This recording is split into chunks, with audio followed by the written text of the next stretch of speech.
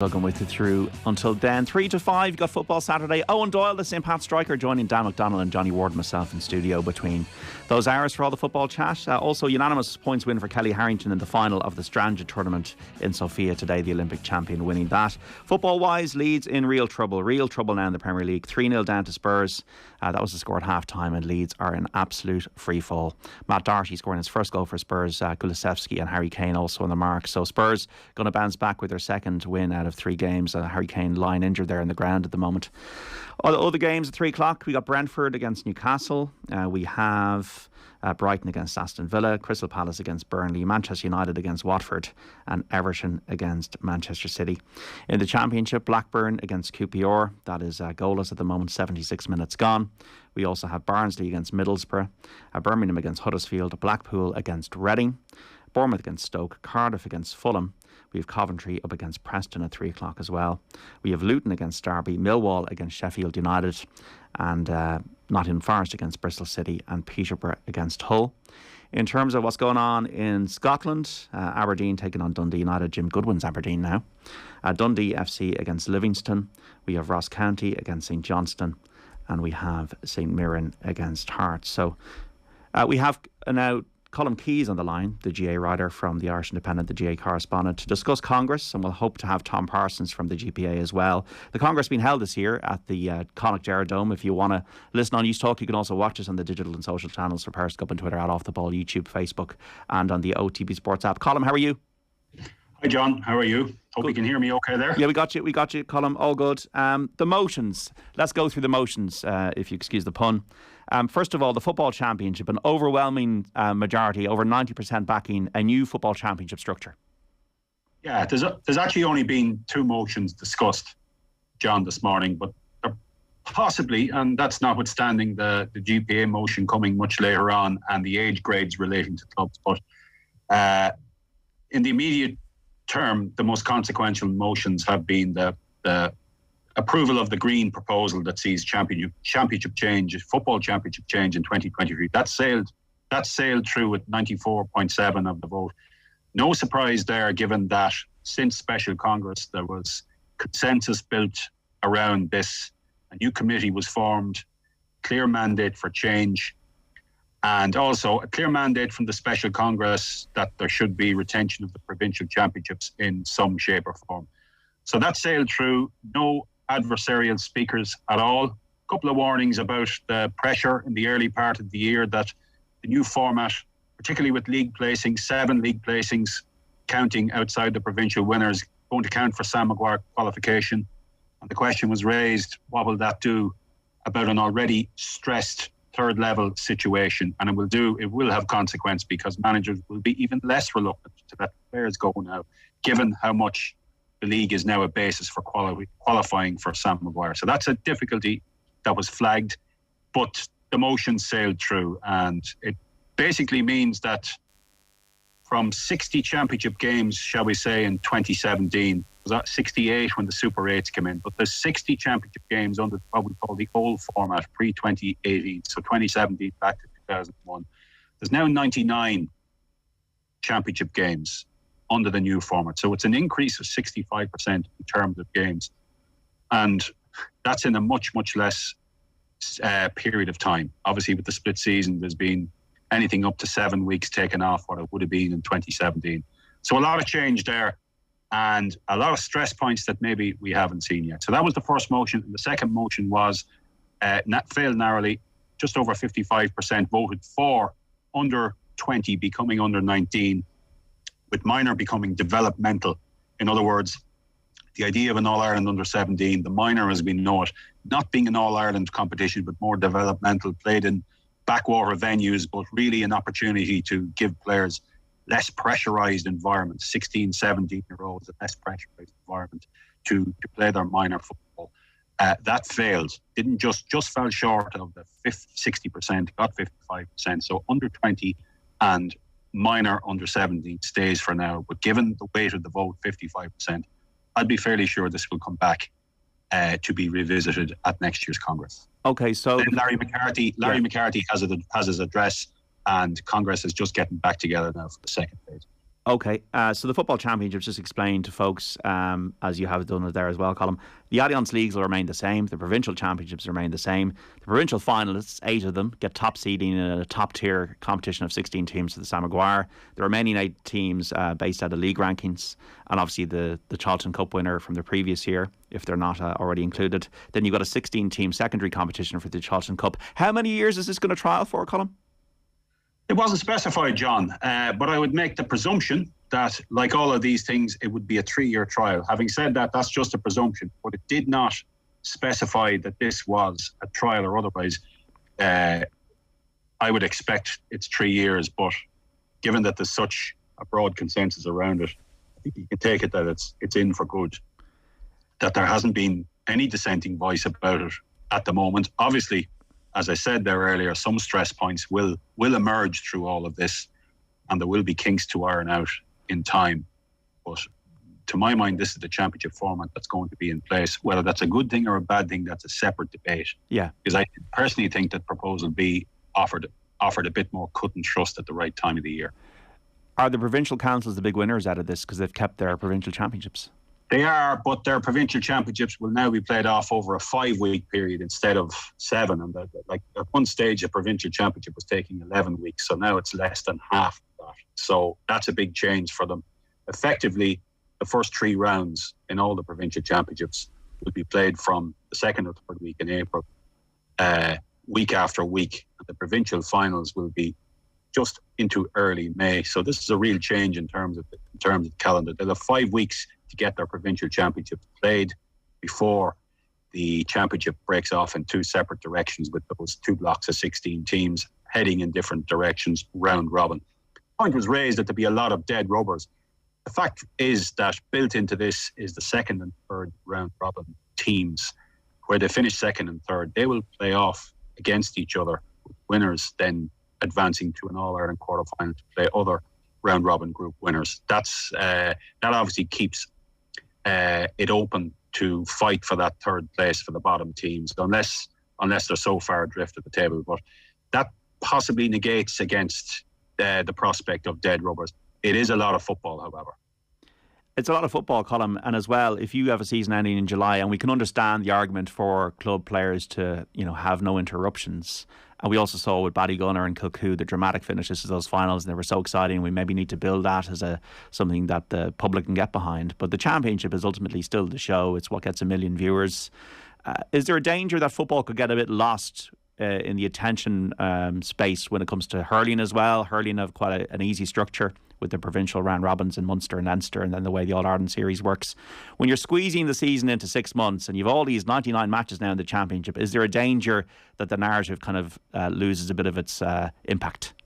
Well, for sure, some games are going to pass the general GAA populace by without barely a mention. They're becoming so thick and fast from the end of May, especially mid to the end of May until mid-July or mid-June, shall we say. That's the period when there'll be real intensity around these games. You're going to have, on any weekend, you're going to have 16 championship games, obviously Tailteann Cup and Sam Maguire, and on top of that, you're going to have some choice hurling matches as well. So that's a lot, and especially with the potential clash with Christy Ring. It's a lot of games, it's a lot of officials, and it's a lot of administration as well. That's really going to take some adaptation. On your broader point of the, shall we call it, the window of opportunity to showcase Gaelic games at the highest level, August being taken out of it. My own suspicion is this, John, that in time, the inter-county season will stretch back by a couple of weeks, because I think it will have to. The kinks that I mentioned will have to be ironed out, and some time will be eaten into what we're calling now club season. I can see this within 3 or 5 years. I could see the All-Ireland final being pushed back to, first of all, Bank Holiday August weekend, and maybe into the first weekend, because that will be the natural gravitation of this. There will be bumps along the road, and they will have to be ironed out, and it will require more time. Personally, I don't think it's possible to fit all of the Gaelic games, inter-county and club seasons, into a 12-month year. The GAA year is a 30-month year. That's just the way it is. It will probably require, and I think they're okay where they are at the moment, All-Ireland club All-Ireland club semi-finals and finals to be played in January. And that won't suit every county manager, that's for sure. They'll want all their players available when the stakes are so high. But something has to give here. I do think third level will be squeezed, but something has to give. It's not possible to fit all of this into a 12-month period. And while the All-Ireland semi-finals will be scheduled for December, I do think ultimately more time will be saved by leaving them where they are currently in January. So I think there will be change. I do think there will be a bit of relaxation around the split season in time. They obviously will try to stick with it as much as possible, but I don't think it will be possible. Son has just scored for Spurs, by the way, 4-0 against Leeds in the Premier League at Elland Road into the closing stages. Colm Keys from the Irish Independent is with us about the football Congress, or the football decision at Congress. So the Laois are Division 3 team, Colm, possibly unlikely to reach a Leinster final. They don't get to play in the All-Ireland series. They don't have a run through the qualifiers that they would have had in the past. Could you expect possibly grumbling out of this in time? Well, if they were going to grumble, John, they didn't use the one opportunity earlier this morning to grumble about it. I didn't hear any dissenting voice. There wasn't. There was a couple of flags raised, all right, but nothing very significant. This flew through like a lot of motions for change in Congress. Last year, 37 all passed, including the split season, and there was very little debate about it. There was no debate here. There was debate about under 20 to under 19. There was no debate here. I think people are willing to give the Tailteann Cup a chance, see how it goes, see what the profile of it is like. There was one suggestion that because Tailteann Cup and Sam Maguire are so similar in structure that it's possible to play the Tailteann Cup on the same day as the All-Ireland final, and that would give over half the counties who haven't contested All-Ireland final day in the last 60 years, that would give them an opportunity to share in that day. Right now, the Tailteann Cup final is scheduled for curtain raiser to an All-Ireland hurling semi-final. That's where it is at present, at the beginning of July. Maybe in time there is an opportunity to put them on the same schedule, but obviously there's a ticketing issue around that. And I think the idea is get as many counties back to playing club football as quickly as possible. Whether Laois would have a gripe around this, well, I suppose there is a pathway, and it does raise the stakes, as I said earlier, to being a second division team. And one of the points here, and it's probably worth mentioning, is that even if you are a Division 2 team, there's a chance you will not make the Sam Maguire element of the competition, because there's a place among, if you don't reach your provincial final, that's 8 opportunities gone. If you finish in the bottom half of Division 2, there's a chance that the Tailteann Cup winners from the year before might bypass you. And there's also a chance that maybe some of those 8 provincial finalists are from Division 3 and 4, and they too would supplant a Division 2 team in that regard. So you could actually finish 5th or 6th, probably 6th, I would say, in Division 2, and still end up at the Tailteann Cup. That's the danger here, because other teams from lower have opportunities by winning the previous year's Tailteann Cup and also reaching the provincial finals. They can get a jump, so to speak, on a Division 2 team. 99 championship matches, probably broadcast deals to be renegotiated or new ones to be negotiated next year. Colm, commercial sponsorships, obviously the attraction to the GAA and the Champions League model that they have, gate receipts. Is there a financial aspect behind all of this? I would think there is a financial aspect. I think you probably said it there around TV rights. I'm sure there will be something of a lift. The negotiations are ongoing. I think they can probably build in 2023 onwards and present a picture for that. So that's certainly going to increase, and I can see streaming games that aren't going to be. It's not possible to get them on channels. I can just see streaming taking off, and even greater than it did in the last 2 years. But yeah, there's huge financial opportunities around the increase in games. Of course, the more games there are, the greater the exposure is. But the danger is some of those games are really going to be lost, especially in that crucial 4-week period when the round-robin games are being played, on top of some really big hurling games. It's easy to forget the hurling championship at that stage of the year will be really high profile as well. So it's going to be a very, very busy May and June for intercounty Gaelic games from 2023 onwards. This motion, which is coming down the tracks to prioritise integration between the GAA and the ladies' bodies, so the LGFA, the ladies' football body, and the Camogie Association, what will this motion do tangibly? Is there still a way to go in terms of mergers and that kind of thing? Oh, there would be a long way to go, I would imagine. This motion from the Gaelic Players Association seeks urgency around it. And I do think there will be urgency, certainly on the GAA's behalf. It has been before previous presidents, and they have tried. Liam O'Neill actually thought he was getting close to it at the end of his reign in 2015. It didn't happen then. I see the Camogie Association have issued a statement this week. And certainly what you take from that is that they are open to integration. And the Ladies Gaelic Football Association, who generally speaking are considered to be the most reluctant in all of this. I can't say that they are, because nothing much has been said in the past from them about this. But that is the general consensus. And indeed, Liam O'Neill would have suggested that too in interviews when he was finishing his term, that the LGFA were perhaps most reluctant here. But they have a motion from Galway, which at their convention next week, which is calling for greater unity. There's a lot of strands to it, John. You just look at the top end. It can be done there. But when you drill down through various elements of the association and all the experiences that have to be shared and all the facilities that have to be shared, there's probably quite a bit in that. But as a signpost motion, I think it's one that will really focus minds on the task ahead. And I wouldn't think there'll be too many, if any, dissenting voices about this later today, and that the GAA will really open up channels now and try and fast track it. Got a text in here on 53106. By the way, on Laois there, I just use them as an example of a team that might be seen on the cusp or on the borderline of being in the Sam Maguire Cup, and they might not be going forward in 2023 with this new proposal and this sailing through, as you said. Lads, I think this change could be good as time goes on. Loads of football, I don't see any dead rubbers. But what's going to happen to New York and London and all of this, Colm? Well, they're both still retained, as far as I'm aware, and I think they're both still in the Connacht Championship. And London will have an opportunity, obviously, if they can get up to divisions, to reach Sam Maguire. But for now, Tailteann Cup. And New York will enter the Tailteann Cup at the quarter-final stage. They'll enter that. They won't play in the round robin, but they will have an opportunity to play in the quarter-final stage. So we'll be competing as normal in the Connacht Championship.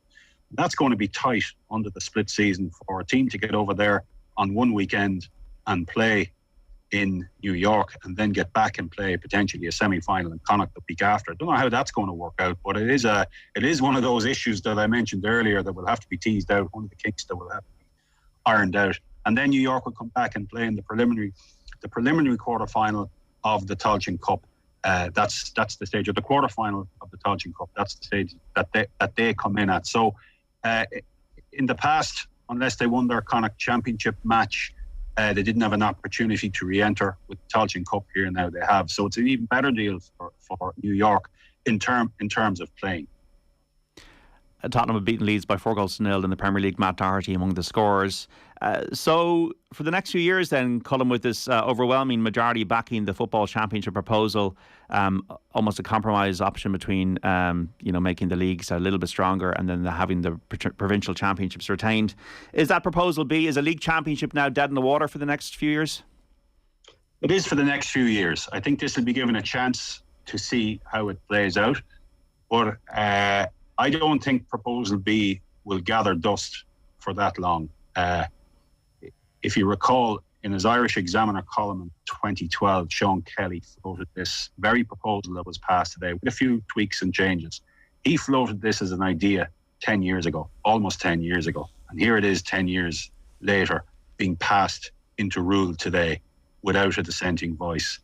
Project 10 years forward from now, and I think we'll be seeing further change to the championship structure. I think the evolution of this is ever increasing all the time. There are changes. The pace of change over the last five years has been hugely significant between structures and timing and everything. And I think it will continue to change. It just depends how competitive the provincial championships are.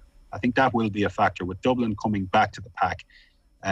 Maybe over the next 5 years that provincial championships can even out a little bit and become that bit more competitive. Certainly competitive in Connacht and Ulster, but Leinster and Munster are particularly one-sided or two-sided, as the case may be. There's been very few diversity of winners, certainly in Leinster. So maybe things change, maybe not. Maybe Dublin continue to dominate. I think it will be a factor. It's still uneven, and it will still give counties from some of the provinces a better opportunity than, say, Ulster to reach those top eight finalists, and that will give them entry into the Sam Maguire. So it is a little bit off balance still in that regard, but provincial councils and provincial championships were key stakeholders in this, and they've retained, albeit a five-week period. But I think over time, to answer your question, I do think there will be further change. Anything on hurling? There was that crazy decision last year when you had the penalty given on the sideline at a Tipperary hurling match. They're trying to iron that out, aren't they, today? Yeah, so where it's been ironed out is that there's no penalty and sin bin can be given if the foul happens within 25 metres of the sideline inside the 20-metre line. So effectively, they're asking referees to apply this by rule of thumb. Really, what I think you will see in time is two new lines drawn on the hurling pitch that will illustrate this very, very clearly, because asking a referee to judge is something within 25 metres of a sideline is really, really difficult, given all the other things that they have to assess, where the foul happens, what type of foul was it, all of those things. Was it a goal scoring opportunity? I just think it's an overload for referees that they can do without in both football and hurling. But this is the small tweak that it's within 25 metres. The foul has to happen more than 25 metres of the sideline. But as I said, rule of thumb from a referee makes it very, very difficult. So be interested to hear the debate around that. And just to finish, Colm, what's the Air Dome like? What's the which? The Air Dome like in Connacht, the Air Dome. That's very impressive, yeah. It's very, very impressive. One of the things that Larry McCarthy mentioned in his speech is that certainly gives potential for more of these structures to be built around the country. It's just striking how severe the wind was coming into the Air Dome this morning, and you're inside it. There's obviously not a puff or a gust, and it makes for high-scoring games, obviously.